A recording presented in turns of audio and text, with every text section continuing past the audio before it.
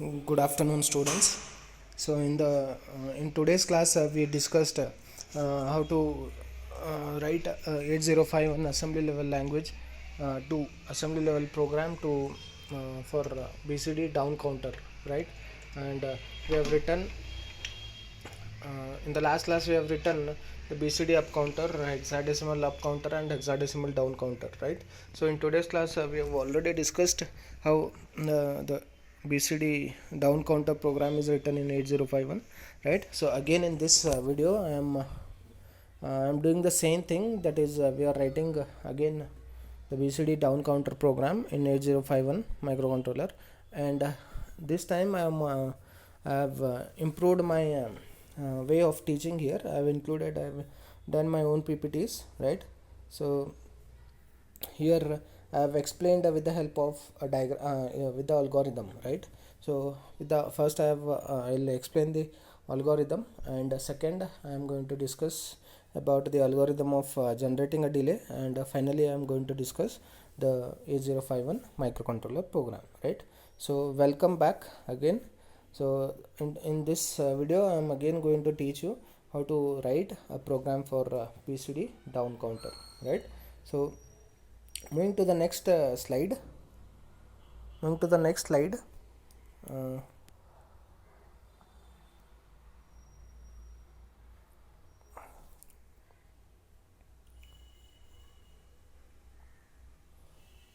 right. Here comes the algorithm of BCD down counter. Initialize the first one. Initialize the accumulator with the initial count of 99. Because in the last class we have seen, in the last video, the last class we have seen, that is we have written a BCD 8051 microcontroller program for BCD up counter, which was counting up from 0000 to 99H, right? And what was the logic there? Initially we have initialized accumulator with 00, right? And once this value is sent to sent to accumulator, then we waited for certain time certain time, that is called we call it as a delay in the programming language, right? So we waited for a certain time, then we incremented the value of uh, accumulator by adding 1 to it, right? So then we have used the die instruction, right? So this was the algorithm, or this was the logic which we discussed while discussing BCD up counter, right? So same logic we will write here today, right? But the initial step, initially the program, the accumulator should be loaded with 99H, because it is counting down, right? So in case of up counter it was counting from 00 to 99, right? So in case of down counter it will start from 99H and it will count up to 00H, so it will act as a BCD down counter, right? So initially accumulator is loaded with the final value, that is 99H. Then here we cannot use the decrement operator. What decrement does? DEC, decrement A, if I write, what it does, it will decrement the content of accumulator by 1. So what we will get is 98H, right? So but this is in hex, right? So let us assume 90H. If the content of after some time, after certain counts, the content of accumulator will be equal to 90H, right? So after 90H, if I use a decrement operation, then what is the next operation? The next count value will be equal to sorry, the next count value will be equal to ATF, right? After 90, after decrementing the 90 by 1, we will get ATF. But I cannot adjust, I cannot convert this value to a valid decimal by using a die instruction, right? That is decimal adjust accumulator. Decimal adjust accumulator works with only, that is after using addition instruction. It cannot be used after any of the instruction except the add instruction, right? So I cannot use here decrement operation. I cannot use even the subtraction operation, that is sub b, right? So sub b instruction cannot be used, because after this again, even if I am doing a sub instruction, sub is also same as decrement instruction. The only thing here is it takes two operands. Along with accumulator it takes one more operand, but decrement takes only one operand, right? So here even after a sub instruction I cannot use a da, because da works strictly after the addition operation, right? So here the logic is a bit different, okay? So that we will see now, right? So initially the accumulator is loaded with 99. So what we will do with that 99?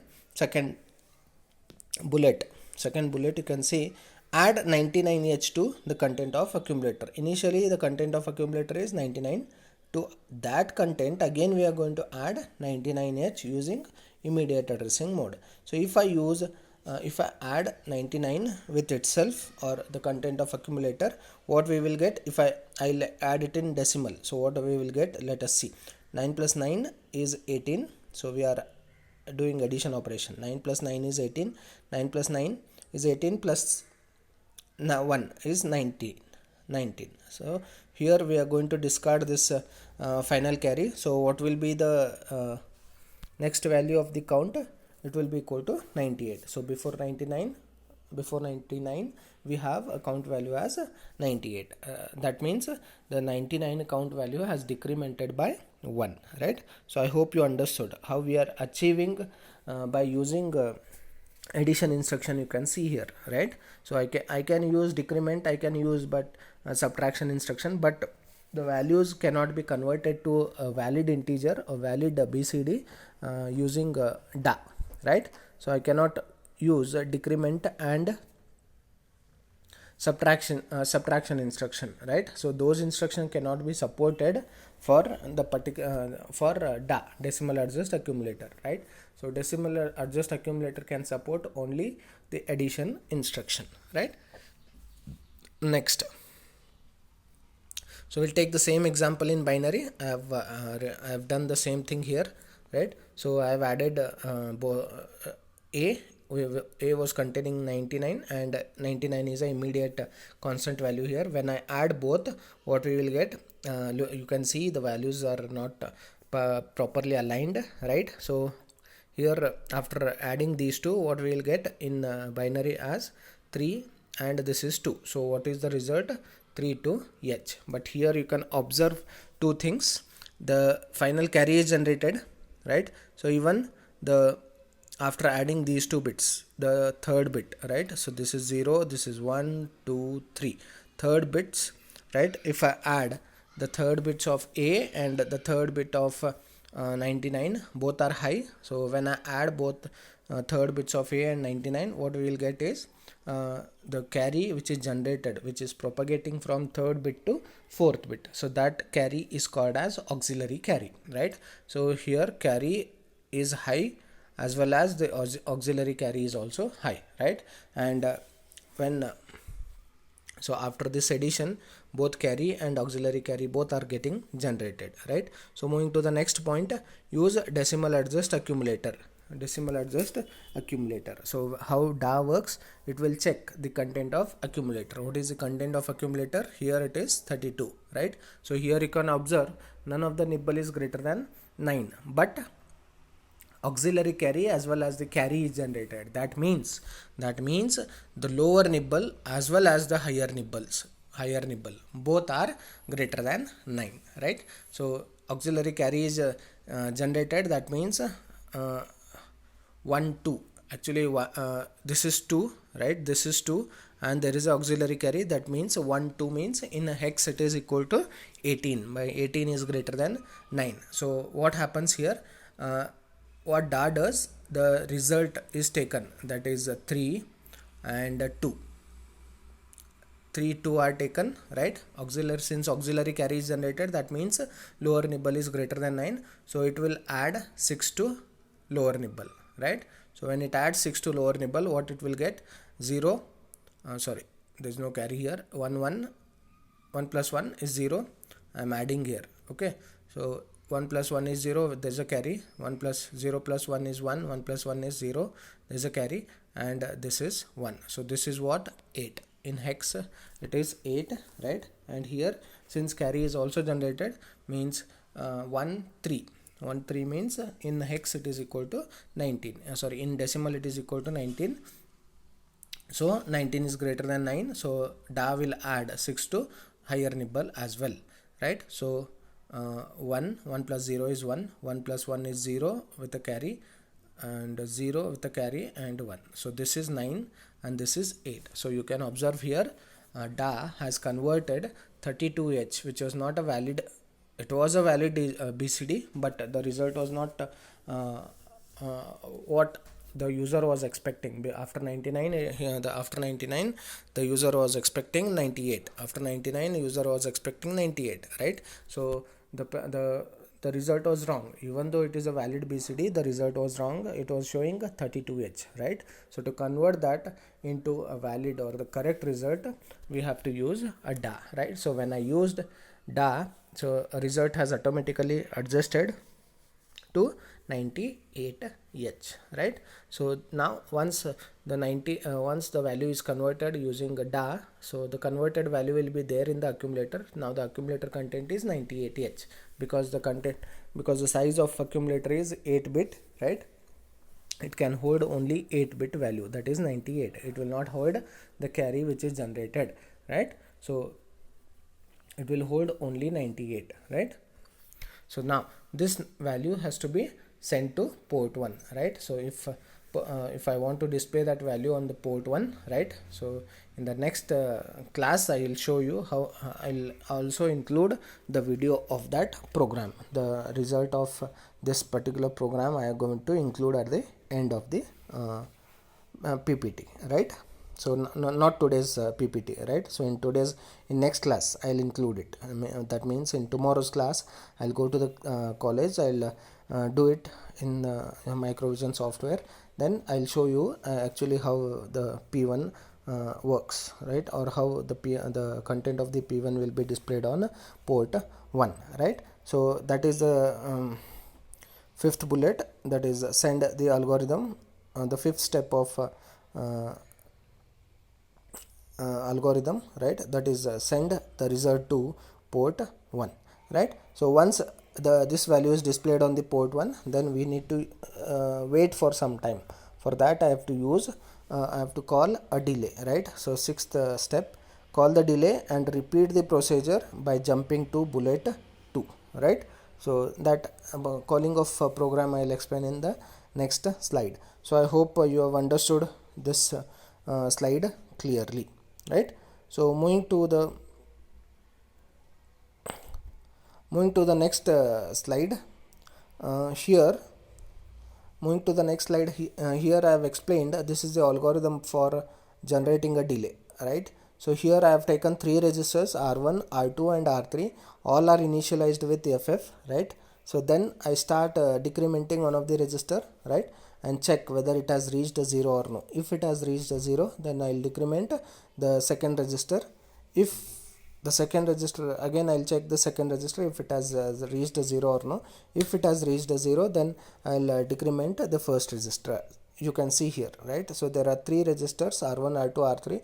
All are initialized with FFH. This everything, don't worry, everything I'll show you the result, the exact result I'll show you on the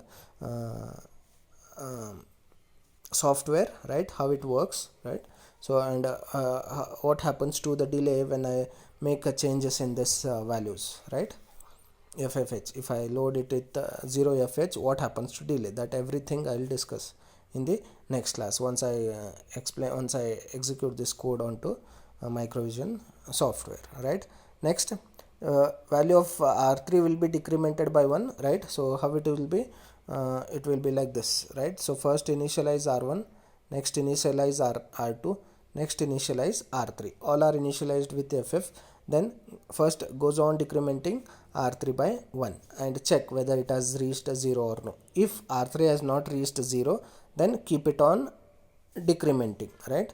So check R3 and whether it is reached a 0 or no. If yes, then decrement R2. If R3 has reached a 0, then you decrement R2, right? So if it has not reached, if R3 has not reached 0, then keep R3 decrementing, right? I hope you understood, right? It is like a nested for loop, right? So once the inner for loop condition fails, then the outer, it will not go to the outer for loop, right? So until and unless the inner for loop condition is incorrect, then the outer for loop will not be executed. Exactly in the same way, until the R3 becomes 0, R2 will not be decremented, right?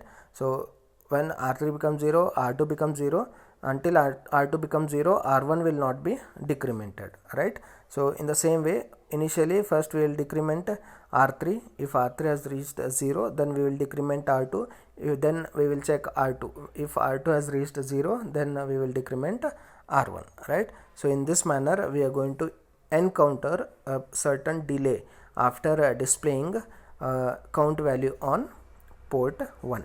So if all registers reached 0, some come out of the delay program and return to the main program, right? So this is about the algorithm of generating a delay, right? So moving to the next slide, I have explained here the 8051 assembly language program for BCD down counter, right? So the program is going to start with sorry, here org I should include only 4 zeros, right? So by mistake I have typed 5 zeros, it is my mistake. Okay, so make it only 40, 1 0 you remove from that, right?